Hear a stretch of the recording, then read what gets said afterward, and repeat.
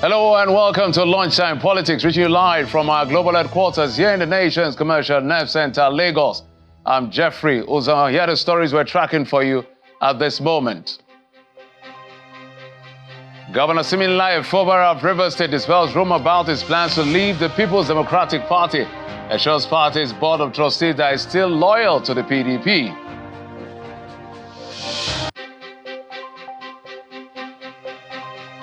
Federal government inaugurated a 10-member committee to enforce the recent Supreme Court ruling granting financial autonomy to local governments in Nigeria.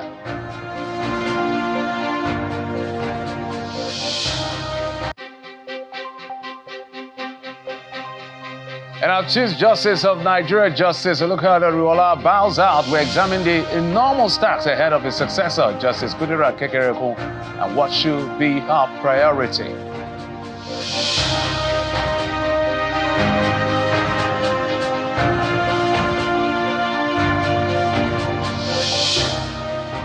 First, the politics of Rivers State gets our attention as Governor Siminalayi Fubara reaffirms his membership of the People's Democratic Party, putting to rest months of speculations that he is planning to dump the PDP. Addressing the leadership and members of the PDP Board of Trustees led by its chairman, Senator Adolphus Nwagbara, who visited him at the government house in Port Harcourt, the Rivers State capital, Governor Siminalayi says he doubted his membership of the PDP, but the visit by the BOT has offered some conviction that he is still recognized as a member of the party.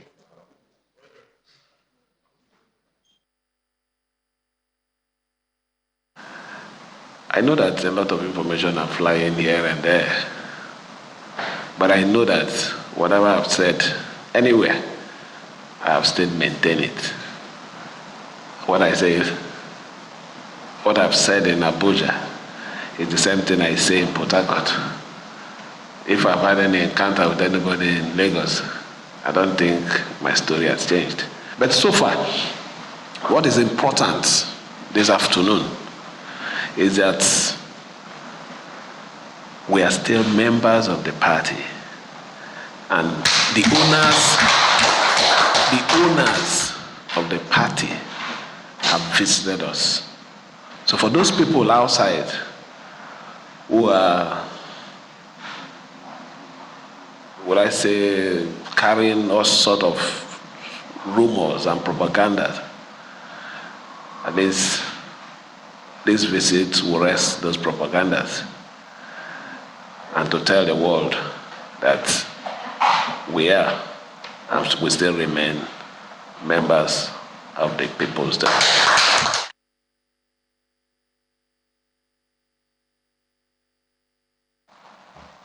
We were scared, sir,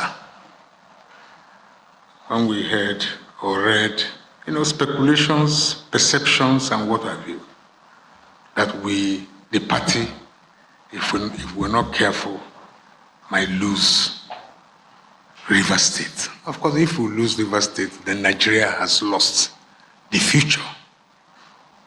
Nigeria has lost its future. We know you are caring for this party. And that is why you've been so patient. That's why you've been so patient all along to take all the, I don't want to describe it. Otherwise, as a governor, I mean, we have a former governor here. I doubt if he would have taken as much. And we have some other governors, Governor Wood, and those who aspired to be governors. So on behalf of this party, once again, let me thank you for your resilience, your wisdom, and for the fact that you are still in this party. Well, not too long ago, the Minister of the FCT, Nyesom Wike, has been speaking. It says the elder statesman, Chief Edwin Clark, calling for his suspension is founded on an age-long altercation over his political disagreement with the elder statesman. But he says he won't join words with the former federal commissioner. Chief Clark doesn't belong to any political known to him.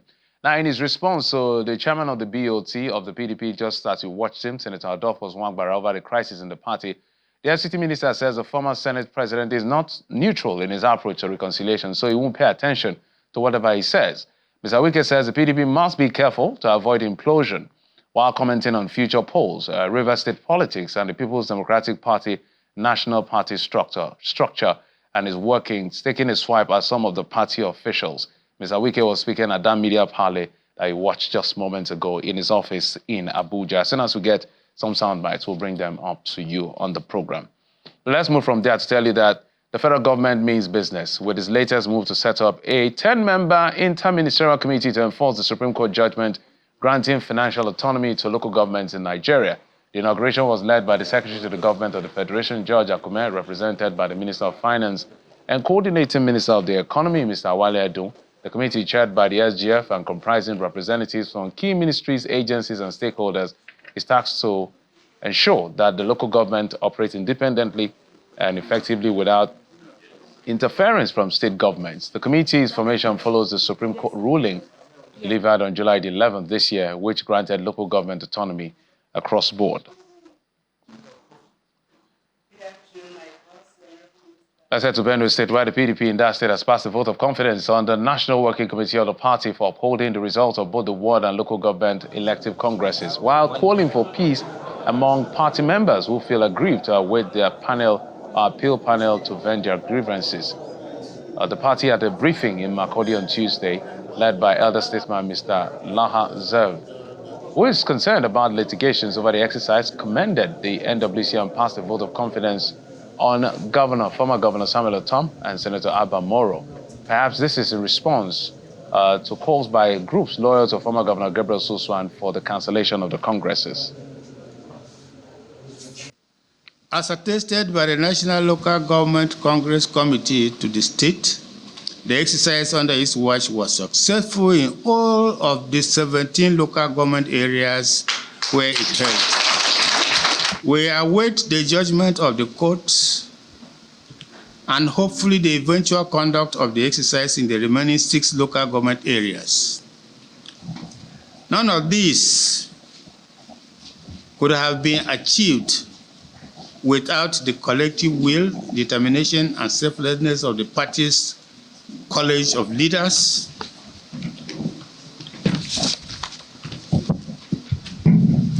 under the capable leadership of His Excellency Samuel Otom, who is Benue PDP's leader, and the Senate Minority Leader, Distinguished Senator Patrick Abamoro, as well as His Excellency Dr. Gabriel Suswan. At this juncture, we unanimously pass a vote of confidence on the National Working Committee of our great party under the leadership of National Chairman Ambassador Damagun. Away from politics, well, this time let's get to the courts, but still around politics. The Court of Appeal sitting in Abuja has ordered the former Kogi State Governor Yaya Bello to present himself for arraignment. The appeal court also restrained the former governor from taking any further action regarding the charges against him until he has formally arraigned, or he has been formally arraigned. In a unanimous judgment delivered by Justice Ken Amadi, the court allowed the appeal filed by the Economic and Financial Crimes Commission against the judgment of Honorable Justice Isa Abdullahi Jamil of the Kogi State High Court in a fundamental rights case filed by the former governor Yaya Bello on February this year, I should say. The court found that the appeal by the Senior Advocate of Nigeria, Jibrin Okutekpa, on behalf of the EFCC is meritorious and described as scandalous. The judgment of the lower court, when it held that the purpose of the case instituted at the trial court was to shield Yaya Bello from his criminal trial. On the whole, the court agreed with the submissions of the EFCC and held that the appeal is meritorious and therefore it's allowed. Let's stay with the issue of the judiciary concerning the changes that we're expecting within that space. Justice Kudira Kekereku prepares to succeed Justice Olukayode Aruwala as Chief Justice of Nigeria. A civil society group, the TAP Initiative for Citizens Development, is seeking urgent reforms to enhance the judiciary's integrity, effectiveness, and service delivery. During an agenda-setting forum in Abuja, the group is asking the new CJN to address the misuse of interim injunctions, ex parte orders, and the conflicting judgments of court of equal standings to ensure fair and balanced justice. The The group is also urging the incoming Chief Justice to tackle issues related to political cases, election petitions, and increasing judicialization, that's how they call it, of politics, alongside reforms to improve the Supreme Court's efficiency in justice administration.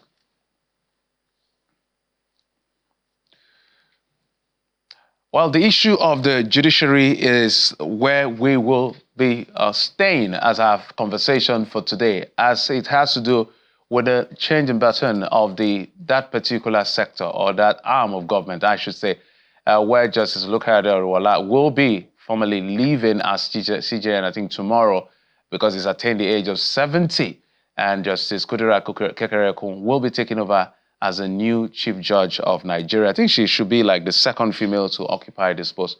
What is ahead for her? That's the big question. I'm being joined by a member of the Inner Bar, Senior Advocate of Nigeria, Mr. Kayode Adeluola. He joins us via Zoom. Mr. Adeluola, thank you so much, Leonard Silk, for coming on the program. Thank you for inviting me. Good to see you just again. So your intervention is absolutely necessary. So a new page is about to be opened in the judiciary as far as leadership is concerned. I wonder for you, what if you were to sit with a Lord Justice on this particular one? What would be the things that you and maybe Nigerians by extension will be expecting from her? Well, I'll speak from the perspective of a member of the public, a Nigerian citizen, and also speak as a legal practitioner. First, I'll congratulate Honorable Justice Kekereekun for being appointed the Chief Justice of Nigeria. Well, that's subject to the confirmation of the relevant bodies. But I'd like to say categorically that she should continue in the same stride she had always been as a judge at the lower courts and at the Court of Appeal and at the Supreme Court. It might interest you to know that Honorable Justice Kekereekun was one of those who crafted the Code of Conduct for Judicial Officers. And that Code of Conduct, I think all Nigerians should Google it and see what it expects of judges and justices of the Superior Courts. Would you believe that Rule 1 states categorically that a judge should avoid impropriety and appearance of impropriety? That sounds very loose-ended, but I know that Justice Kekereekun knows what it means.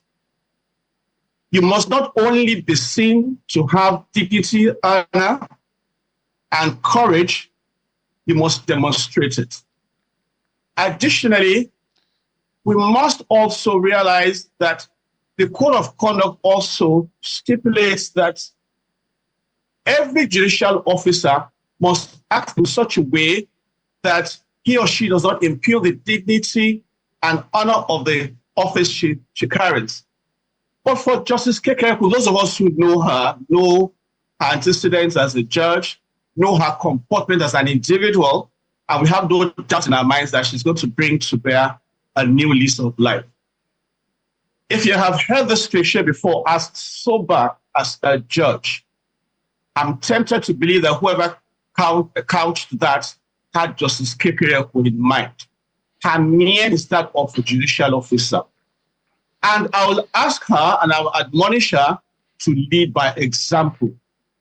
I have no doubt in my mind that once she sits there as the leader, the primus inter pares, amongst her colleagues, what she does, what she says, how she conducts herself will permeate not only the Supreme Court, but to the lower courts. And people will begin to see that there is a new lease of life. I know a lot of Nigerians, now I speak as a Nigerian, a lot of Nigerians say and criticize the courts and the judiciary as being very corrupt. I'm usually very hesitant to say so. I couch it this way. We have corrupt judicial officers who have found their way to the exalted bench, and some of us think they ought not have been there, but that's a story for another day.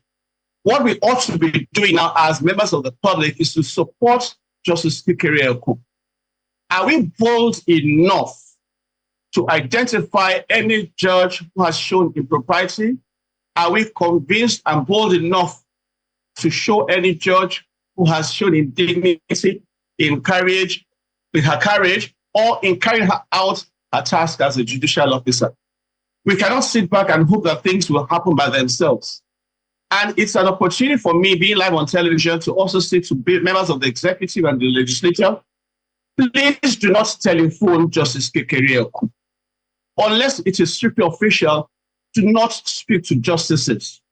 Do not tempt these human beings. They have sworn to do the work with dignity, honor, and integrity. Allow them to do so. And members of the public, whether corporate leaders, politicians, or individuals, stop tempting judges with money. Do not approach them. Let them do their work. And if we all agree that we're going to do this, who will succeed? She will succeed. The judiciary will become better. And those of us who know that the law must be obtained and must be upheld at all times must do everything within the ambit of the law to do so. If you look at the code of conduct for judicial officers, you see clearly, like it's stated there, that you must not, as a judicial officer, dispense ex parte orders willy-nilly without good reason. We have had that happen time and again. But the question is, what is the penalty for misconduct by judicial officers? We do not want to bring the house down. By the same token, we need to clean it up. Everyone who is a citizen is interested in the outcome of politics and the litigation that comes with it. And so justices and courts of appeal justices and high courts or tribunals must cooperate with Justice Kekereekun. I have no doubt in my mind that she'll succeed as the CJN if we all cooperate with her. And I'm sure once she sits amidst her colleagues and they see her using the parlance that we have used repeatedly, her body language, a lot of people will fall into place. I wish her the very best of luck. And I think being the second lady to become the CJN, she probably needs to have a bit of gender balance at the Supreme Court. We have about 5 of them seated there amongst 16 other gentlemen. Maybe another one will join them from the Court of Appeal. I know that there are some justices, female justices at the Court of Appeal, who also are right for the exalted seat of the Supreme Court. If there's a seat there, someone like, I think she presides at Akure, I forget her, but Justice Omoleye, for example, she's very senior. If you have appeared before her, you know that she's also someone who can comport herself, who has the dignity and honor and the mien of the Supreme Court Justice. There are other people like that, Senior advocate. All as Nigerians. Yeah, absolutely. Yes. My apologies. So one of the true tests, because I don't know if we do an approval rating, we don't do it within this climb of our judiciary. I doubt if that will be something that we would be proud of, unfortunately, because of the perception of the judiciary, especially as to what played out in the last 1 year plus. But that's a conversation for another day. I'm saying that to say that one of the points or the suits or cases that brings either some commendation or literal criticism against the judiciary has to do with how political cases are handled. Maybe we'll seek your intervention on that and how Justice Kekereekun can handle this. Let me give you a classic example of what is going on now. I had a conversation with a young man here, and what was his complaint? Kogi State Governorship Election Tribunal, and they've now got into the Supreme Court. Why did he come to the show? He said, before the tribunal delivered the judgment, the APC in the states, which were the ruling party, were rejoicing, and the judgment favored them.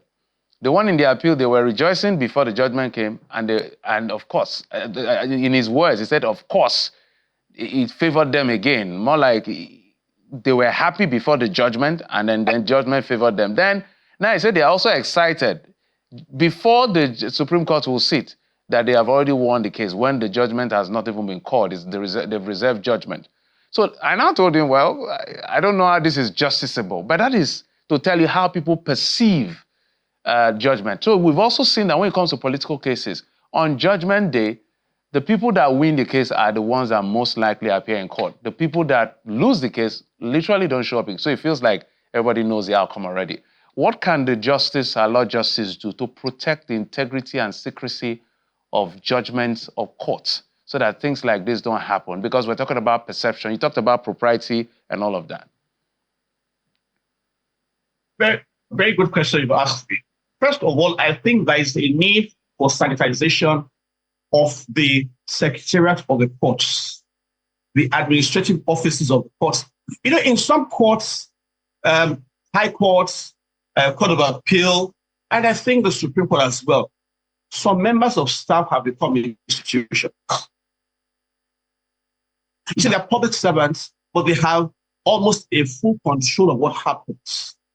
So whilst the justices may be trying their best, their level best to ensure that there's integrity brought to bear in the administration of justice, there's some principalities, forgive my language, who are embedded in the system. I think there's a need for an overhaul of those systems. I don't know if you've listened to an intervention by Honorable Justice Amina Olki, retired from the Supreme Court, who relayed her experience when she was at the Court of Appeal in Lagos, and she met some people who almost, were daring her to do her worst, and she had to get some people out of the system for her to have focus and to have, to have the ability to control the events in that course. Some people have stayed for too long in some places. They must be allowed to go elsewhere, and we must then employ or post some other people to do these things. How do you have judgments coming out before the justices deliver? It is quite easy to investigate this. Quite easy, I believe, to investigate it. And it becomes necessary for us to begin to go electorally. Let a justice be able to sit somewhere, determine the cases, and publish on a given day and time electronically. So you don't have somebody tinkering with the signature of a judge or changing a page. And you remember what happened at the Court of Appeal also, one of the cases at the Court of Appeal, I think it was Kano case as well.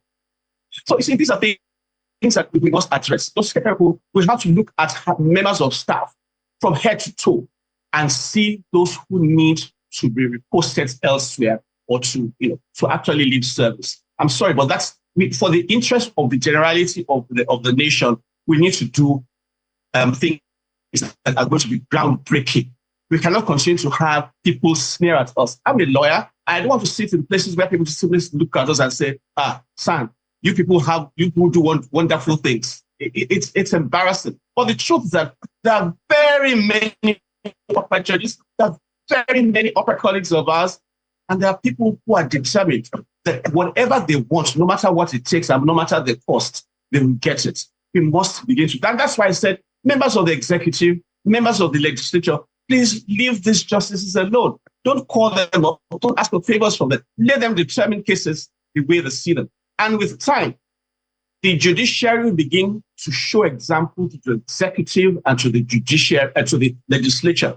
And we shall begin to have a new lease of that. I have no doubt in my mind that Nigeria is going to become a better place. And at the time we have the next elections, okay, the outcome of the cases will demonstrate that we have. But one last point.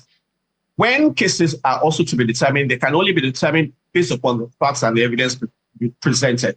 So our colleagues also must do better than they have done in the past in some of the cases. Senior Advocate, so another one, you have talked about both administration of justice and judicial administration. The issue, sometimes when we raise this question, is almost complicated because on one hand, if my father is the Chief Justice of Nigeria and I want to follow the path of the bench, will, because my father is a Chief Justice, now discredit my ability to be able to carry out my duty? That is what we found in this space. So we see people whose spouses are politically exposed being in the bench, and this is further casting some level of doubt as to the level of integrity within that space.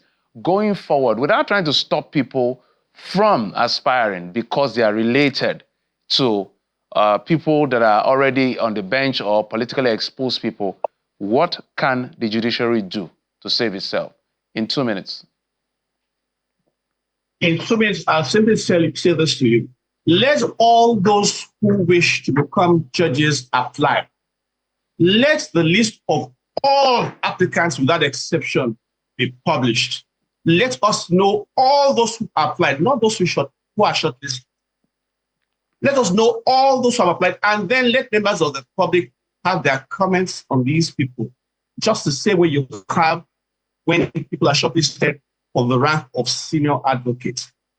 Then we shall then be able to tell whether those who are really qualified have shortchanged or not. But the fact that my father is a justice of the Supreme Court or a judge of the High Court should not stop me from becoming a judge if I am qualified.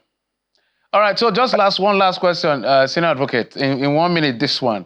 Ex parte order, conflicting court judgment. People say stopping them from being promoted for 2 years like a tap on the wrist. What stronger sanction do you recommend? Well, I think any judge who does those things these days should be forced to explain. If you have done it once and you have done it a second time, I think you should be allowed to retire. Thank you. I like straight answers, and you're just giving us a straight answer. I hope they are listening and pay attention. Senior Advocate of Nigeria, Kayode Adelola, always coming through whenever we need your intervention on these issues. So I know she will take over soon, and we'll begin to ask those questions yet again. Thank you, sir, for coming on the program. Thank you very much. I wish her the very best of luck. Thank you. And we wish her the very best of luck as well. But before we go, Nigerian Bar Association in Rivers State has issued a stern warning to the sacked Rivers State APC Caretaker Committee Chairman Tony Okocha over his outburst as Justice Sika Aprioko following his sack by the court. In a joint press briefing by the 8 branches of the NBA in the state, they scolded Mr. Okocha for accusing Justice Aprioko of bribery, urging him to provide evidence to back up his claims. The attention of the leadership of the Nigerian Bar Association in Rivers State has been drawn to a very distasteful press briefing and news reports circulated via the electronic and social media by Chief Tony C. Okocha, JP, DSS RS, against the person of the Honorable Justice S.H. Aprioko, Judge of the High Court of Rivers State. In the report, Chief Tony Okocha made unsubstantiated allegations that the judge was bribed, and as a result, he became biased against the defendants in suit number PHC/3592/CAS/2023. The Nigerian Bar Association cannot, in all sense of responsibility, ignore such a blatant affront to the judicial system and the legal profession in general by the unfounded labeling of a judge as a bribe taker. In view of the above, the chairman of the 8 branches of the NBA in Rivers State hereby respond to this state of affairs as follows. We, the chairman, hereby condemn the public statement of petitioner of Chief Tony C. Okocha and call on him to immediately retract his statements denigrating the judiciary in Rivers State, which he referred to as a supermarket, in quotes. And we are calling on him to tender a public apology to the respected judges of the High Court of Rivers State. Well, that's it on the program. Thank you so much for your time and company. I'm Jeffrey Uzanga. You've been served on Lunchtime Politics.